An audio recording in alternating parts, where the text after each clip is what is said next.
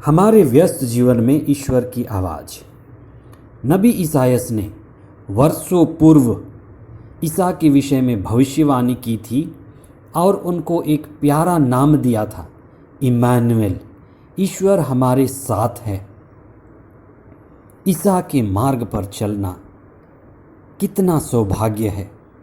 ईश्वर मनुष्यों की मुक्ति के लिए लगातार कार्य करता है। 15वां सामान्य सप्ताह 17 जुलाई 2021 शनिवार। पहला पाठ निर्गमन ग्रंथ अध्याय 12 पद संख्या 37 से 42 तक और संत मत्ती का सुसमाचार अध्याय 12 पद संख्याएं 14 से 21 तक। कहा जाता है, जो जिसके साथ रहता है धीरे धीरे वह वैसे ही हो जाता है। यदि आप एक आनंदित व्यक्ति के साथ हैं तो आप आनंदित होने लगेंगे, और यदि आप दुखी और चिंतित व्यक्ति के साथ हैं तो आप भी उस व्यक्ति के दुख और चिंता से प्रभावित होंगे और चिंतित होने लगेंगे। सद्गुरु ईसा एक माँ की तरह दुखित और पीड़ित लोगों के प्रति द्रवित हुए और उन लोगों के बोझ को देखकर उनके बीच फैली हुई बुराई, धर्मांधता और पाप की बेड़ियों को तोड़ना चाहते थे। वे अंधकार में रहने वालों को अंधकार से निकालना चाहते थे। लेकिन विडंबना ये है कि जो अंधकार में रहने वाले लोग हैं, अंधकार में रहते रहते अंधकार को ही पसंद करने लगते हैं। फरीसी और शास्त्री पुरोहित सकारात्मक बदलाव नहीं चाहते थे, ना ही अपना हृदय परिवर्तन चाहते थे। उनको अंधकार ही पसंद था। अराजकता और हिंसा में लंबे समय से जीते हुए वे भी हिंसक हो गए थे। जब भी हम सच्चाई और अच्छाई के लिए खड़े होंगे और उसके लिए काम करना शुरू करेंगे, बुरे लोग व अंधकार की शक्तियां हमारे विरुद्ध उठ खड़ी होंगी। ईसा शत्रुओं से घिरे रहते थे। आप याद रखें, हम इस दुनिया में सभी लोगों को खुश करने के लिए नहीं आए हैं। आज हम इस विषय पर चिंतन करें कि हमें जहाँ भी बुराई मिले, अराजकता मिले, गंदगी मिले, उसका साथ ना दें, उनसे समझौता नहीं करें। आध्यात्म का अर्थ है सत्य और आत्मा को धारण करना तथा चेतना और प्रज्ञा में जीवन जीना।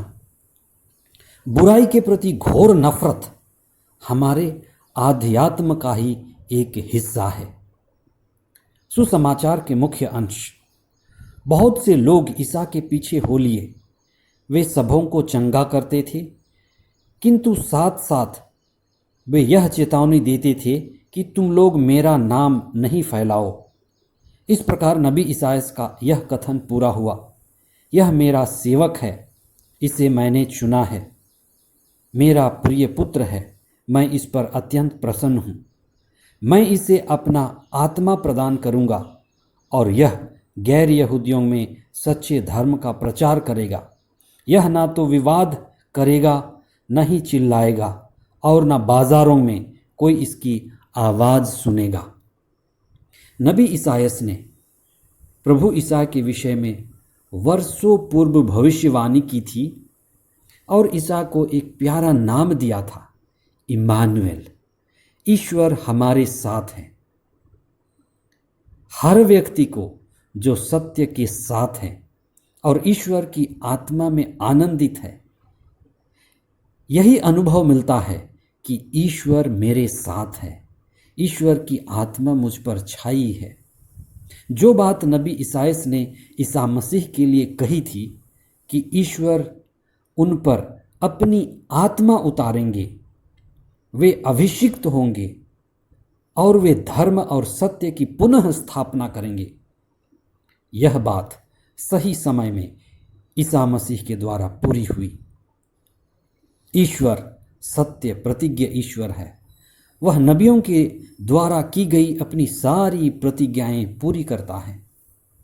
आज हमें ईश्वर से जुड़ते हुए यही अनुभव करना है कि जो ईसा के साथ पिता ईश्वर का संबंध था, मेरा भी पिता ईश्वर के साथ वही संबंध हो। मैं पिता से जुड़ा रहूं, मैं पिता के वचनों से संचालित रहूं और पवित्र आत्मा मुझ पर छाया रहे। हम लगातार अपनी सफाई करते जाएं और पवित्र आत्मा के अभिषेक के लिए सुयोग्य बने। ईसा को अपने ही लोगों ने अस्वीकार किया और वे कृपा से वंचित रहे। हमारे साथ ऐसा ना हो। हम प्रभु ईसा की शिक्षा को दिव्यवाणी और अंधेरे में ज्योति समझें, जो हमें मुक्ति और पूर्णता के जीवन का वरदान देता है। ईसा की शिक्षा में पवित्र आत्मा की प्रज्ञा छिपी है, जो हमें मुक्ति, आज़ादी और अनंत जीवन की ओर ले चलती है। ईसा के मार्ग पर चलना हमारे लिए कितना बड़ा सौभाग्य है। ईश्वर मनुष्यों की मुक्ति के लिए लगातार कार्य करता रहा है और अभी भी कर रहा है। मूसा और हारून के द्वारा ईश्वर एक विशाल जनसमूह को मिस्र देश की गुलामी से मुक्त किया और इसकी घोषणा हम रोज करते हैं।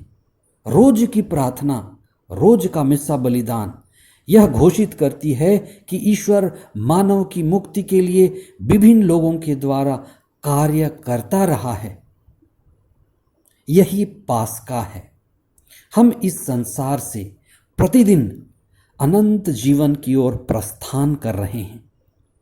ईश्वर ही हमारा लक्ष्य है और जब तक हम ईश्वर को नहीं पा लेते, हम सतत प्रयास करें, साधना करें और ईश्वर की ओर गति बढ़ाएं। आइए हम विशेष प्रार्थना करें। हे पिता ईश्वर, हम आपको हृदय से धन्यवाद देते हैं आपकी मानव मुक्ति की योजना के लिए। आपने ईसा को चुना जो हमारी मुक्ति के लिए आशीष व कृपा के स्रोत बने। हमें पवित्र आत्मा प्रदान कीजिए कि हम आत्मा केंद्रित जीवन बिताएं और आत्मा के द्वारा प्रज्ञा में संचालित रहें। हम यह प्रार्थना करते हैं हमारे प्रभु ख्रीस्त के द्वारा, आमीन।